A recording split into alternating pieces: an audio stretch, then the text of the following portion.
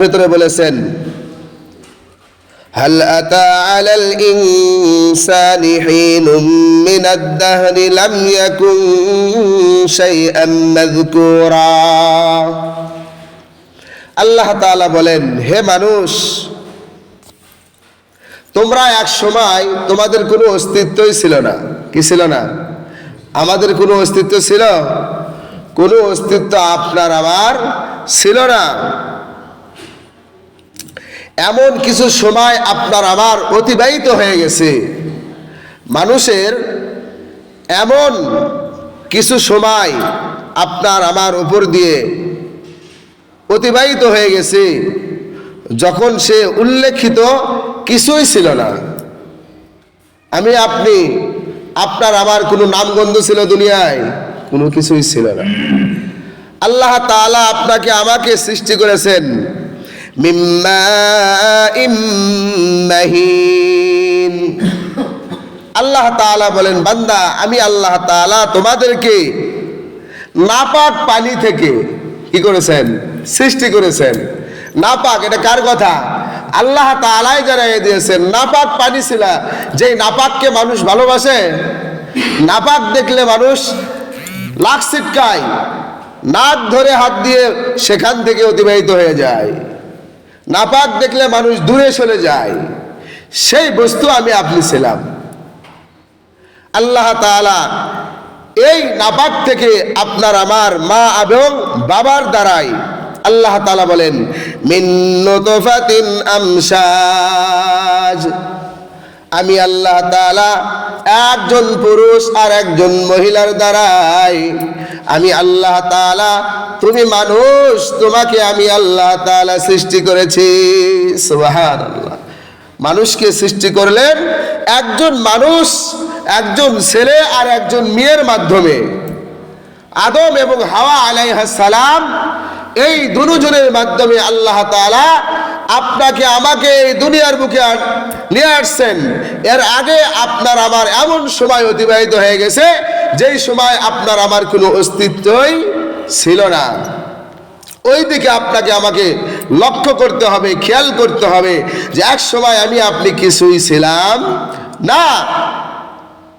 কিন্তু আল্লাহ তাআলা আপনাকে আমাকে ওই নাপাক পানি থেকে, তুচ্ছ একটা জিনিস থেকে, ঘৃণিত একটা জিনিস থেকে আল্লাহ তাআলা আপনাকে আমাকে এত সম্মানী বানাইছেন। সেই সম্মান দুনিয়ার ভিতরে যা কিছু আল্লাহ তাআলা সৃষ্টি করেছেন সব চাইতে উত্তম, সব চাইতে সুন্দর আল্লাহ তাআলা আকৃতি দিয়া ওই নাপাক পানি থেকে আপনাকে আমাকে সৃষ্টি করেছেন। সুবহানাল্লাহ।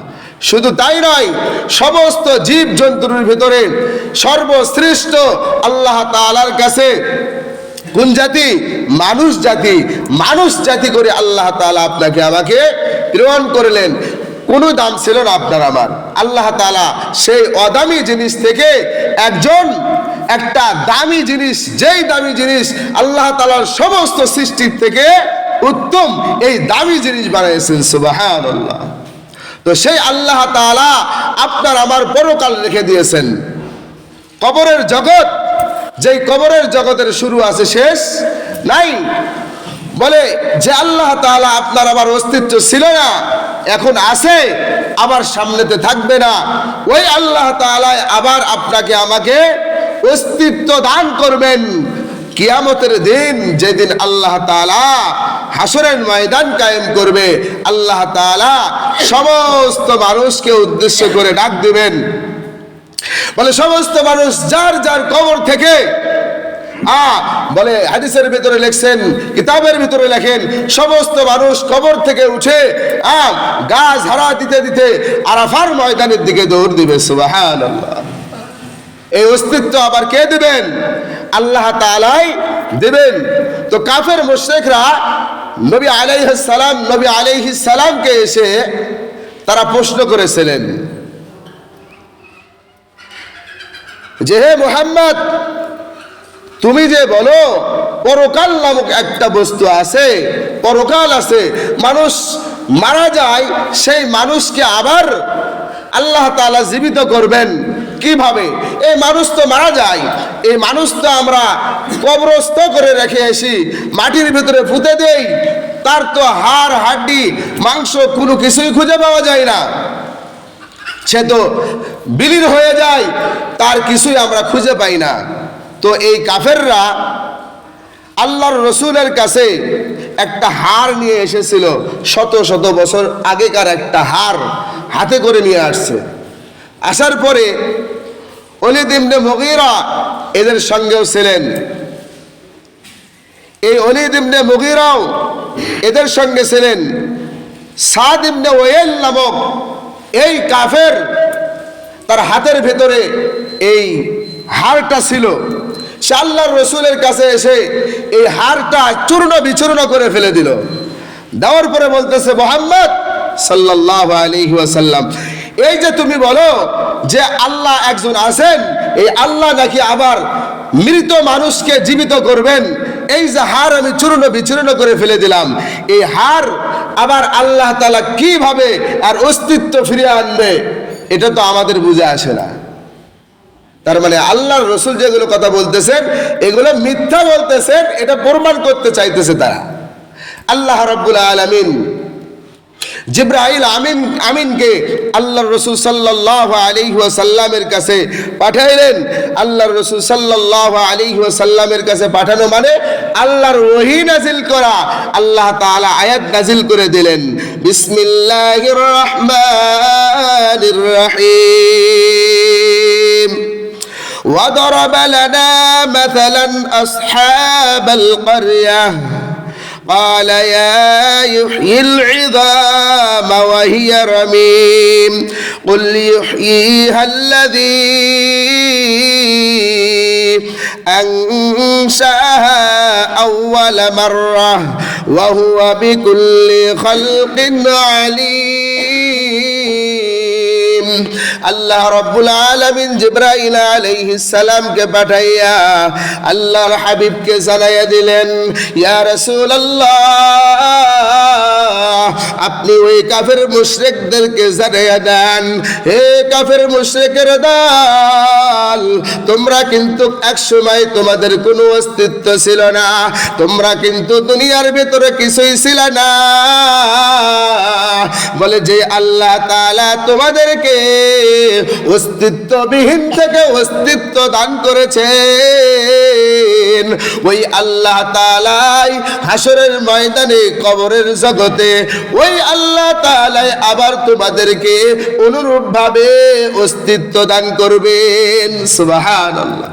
আল্লাহ রাব্বুল আলামিন এই আয়াত নাজিল করে কাফের মুশরিকদেরকে জানাইয়া দিলেন যে অবশ্যই অবশ্যই আল্লাহ তাআলা সেই দিন তোমাদেরকে আবারও অনুরূপভাবে জীবিত করবেন। যতই চূর্ণ বিচূর্ণ হয়ে যাক না কেন, হাড় হাড্ডি খুঁজে পাওয়া যায় না, কবরের উপরে কবর হইতেছে। বলে এই হাড় হাড্ডি যেহেতু মাটির সঙ্গে মিশে গেছেন, আল্লাহ তাআলা আপনাকে আমাকে সৃষ্টি করেছে কোথায় থেকে?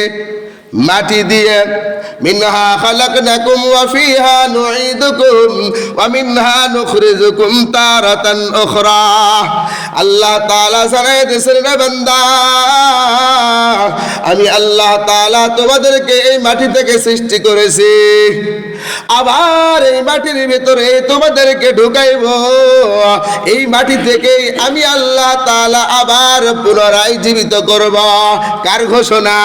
আল্লাহ তাআলার ঘোষণা। এই কথা যে বিশ্বাস করবে না তার ঈমান আছে? ঈমান থাকবে না কেন? আল্লাহর কোরআনের কথা, যেই ব্যক্তি কোরআনের একটা আয়াতকে অস্বীকার করে তার ঈমান থাকে না।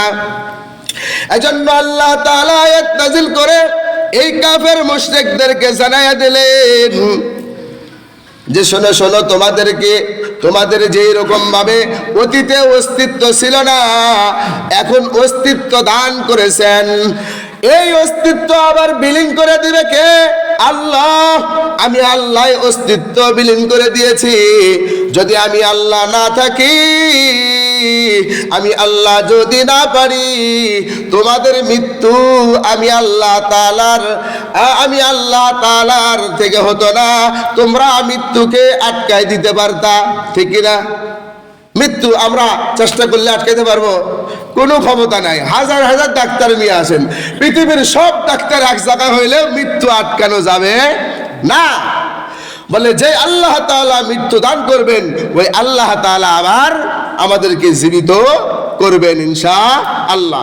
এই জিনিসটা আপনাকে আমাকে মনে পারে মেনে নিতে হবে। এই জগৎ আমি আপনি যাব।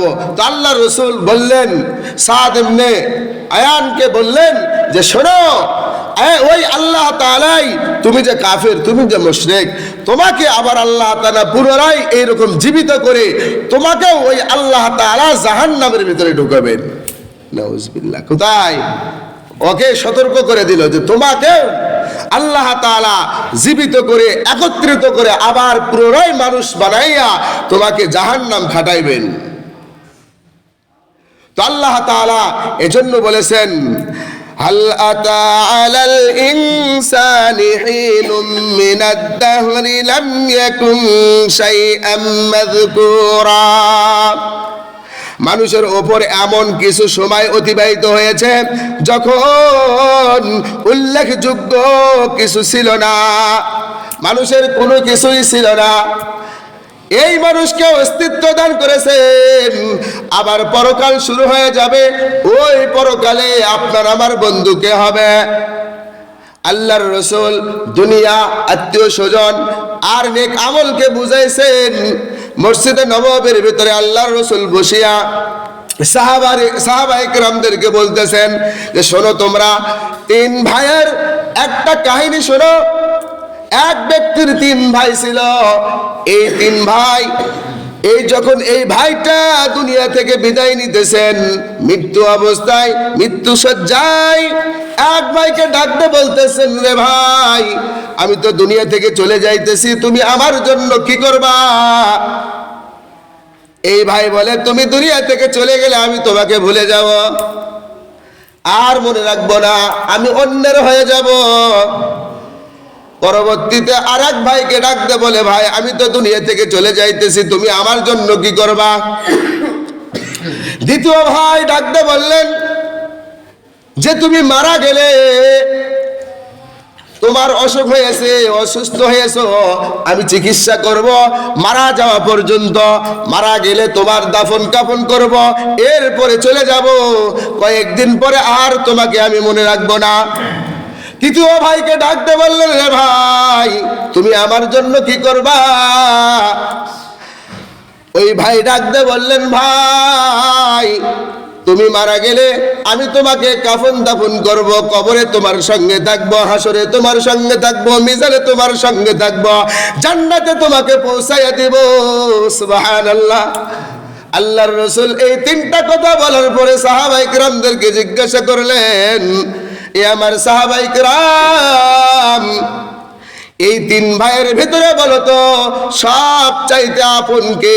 কয় নাম্বার ভাই? 3 নাম্বার ভাই। সাহাবায়ে কেরাম জবাব দিলেন, যে জান্নাত পর্যন্ত যাবে ওই তো হলো সবচাইতে ভালো ভাই, আপন, সে সবচাইতে ভালো। আল্লাহর রাসূল ডাকতে বললেন, শোনো, সর্বপ্রথম যে ভাই বললো যে আমি তুমি মারা গেলে তোমাকে আর মনে রাখবো না, আমি অন্যের হয়ে যাব, বলে এই ভাই হলো দুনিয়ার ধন সম্পদ, টাকা পয়সা। মানুষ মারা গেলে আপনার কাছে থাকে টাকা পয়সা, গায়ের কাপড় শুদ্ধ খুলে নেয়, উলঙ্গ করে ফেলে দেয় মানুষকে, পরে কার হয়ে যায়? ছেলে মেয়েদের হয়ে যায়। এটা হচ্ছে কি? দুনিয়া। বলে 2 নাম্বার কি জানো? 2 নাম্বার ভাই হলো আত্মীয় স্বজন, যারা আমি আপনি মারা যাওয়ার পরে এলানো হয়ে যাবে, বোন দৌড়ে আসবে, খালা ফুফু শাশুড়ি শ্বশুর শাশুড়ি দৌড়ে আসবে, আসার পরে কিছু কান্নাকাটি করবে, হাই হুতাশ করবে, লোকটা ভালো ছিল এরকম বলে আপনাকে আমাকে গোসল দিয়ে কাফন দাফন করার পরে কবর পর্যন্ত আসবে, কবরে নামাইয়া দিয়ে মাটি দিয়ে আর থাকবে। বলে এই আত্মীয় স্বজন এখানে চলে গিয়ে এখান থেকে চলে যাওয়ার পরে 3 দিন পর্যন্ত কাঁদতে পারে, তারপরে আর কাঁদবে না, আর মনে রাখবে না, শেষ। এরা কি? দুই নাম্বার ভাই হলো আত্মীয় স্বজন, তিন নাম্বার হলো তোমার নেক আমল। যে ভাই বলেছেন যে তুমি মারা যাওয়ার পরে আমি তোমার কবরে থাকবো, হাসরে থাকবো, মিজানে থাকবো, পুলসিরাতের রাস্তায় থাকবো, জান্নাত পর্যন্ত পৌঁছাইয়া দিব। সুবহানাল্লাহ। এটা কোন কে জানো? বলে এটা হচ্ছে তোমার নেক আমল। তো আপনার আমার সবচাইতে কোন ভাই বড় ভালো? আপনার আমার আপন নেক আমল। এছাড়া যে দুইটা আছে এগুলো কি তুচ্ছ, এগুলোর কোনো দাম নাই। এজন্য আপনার এক সময় ছিলাম না, কিচ্ছুই ছিলাম না, এখন অনেক বড় কিছু হয়ে গেছি। কিন্তু আবার আপনাকে আমাকে সব কিছু খুলে আবার যেরকম মায়ের উদর থেকে দুনিয়াতে ন্যাংটা হয়ে এসেছিলাম, উলঙ্গ হয়ে এসেছিলাম, ওই রকম ভাবে আপনাকে আমাকে সব কিছু খুলে নিয়ে 3 টাকা মহিলাদেরকে 5টা কাপড় দিয়ে কবরে লাগবে। এই মাস্তানি শেষ। এই জন্য পরকালের যে জিনিসটা দরকার কি, সেটা কি নেক আমল। এই নেক আমলটা আপনাকে আমাকে সংগ্রহ করতে হবে। এই নেক আমল নিয়ে আপনাকে আমাকে কবরে যাইতে হবে। এই জন্য আল্লাহ তাআলা যেটা বলেছেন যে বান্দা তোমরা নেক আমল করে কবরে আসো, এই কবর কিন্তু কাউকে চেনে না। এই কবরে আমল ছাড়া অন্য কাউকে এই কবর দাম দেবে না। এই জন্য নেক আমল নিয়ে কবরে যাওয়ার চেষ্টা করবো আমরা ইনশাআল্লাহ। এই জন্য জান্নাত আর দুনিয়ার মসজিদ, আহাব্বুল বিলাদি ইলাল্লাহি মাসাজিদুহা ওয়া আবগাদুল বিলাদি ইলাল্লাহি আসওয়াকুহা। আল্লাহর রাসূল বলেছেন আল্লাহ তাআলার কাছে সবচাইতে প্রিয় জায়গা হলো মসজিদ, সবচাইতে খারাপ জায়গা হলো বাজার। আমাদের আনাগোনা বাজারে কি কম না বেশি? বেশির সময় এই জহরের সময় আসছি, বাড়িতে বউ নাই, কেউ নাই, বুড়া হয়ে গেছি, তো বাজারে কাটে মাগরিবের পরে যাবনি, এইরকম হালত। কিন্তু বয়স হয়ে গেছে, মসজিদে কাটানো দরকার। এই জন্য আল্লাহ তাআলার কাজ যেখানে গেলে বেশি করা যায়, এখানে বেশি যাওয়া আসি আমাদের সম্পর্ক রাখা দরকার। আল্লাহ রাব্বুল আলামিন আমাদের সবাইকে